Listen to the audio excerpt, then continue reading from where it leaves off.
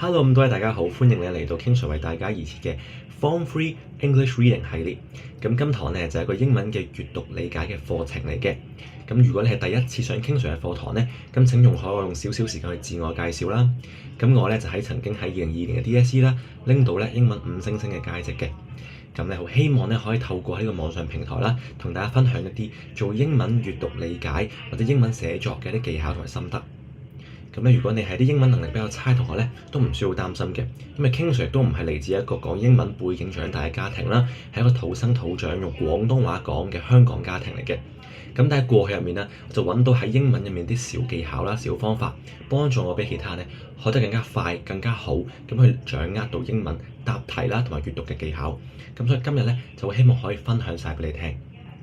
咁 King Sir 呢一個嘅 English Reading 系列咧，其實就係由零開始去教你做好英文嘅閱讀理解嘅。無論你而家呢一刻嘅英文底子係高定係低咧，都唔需要擔心，因為咧我哋每星期咧都會有一個相應嘅閱讀理解嘅練習啦。我會先俾一啲時間俾你去完成個練習，咁呢個時間咧係唔計算去課堂入面嘅。然之後咧我就會再做一個解卷嘅動作，我會同你仔細去解釋成個篇章每個生字每個句式嘅意思啦。並且會解釋每一題嘅答題技巧，點樣可以拎到正確嘅答案。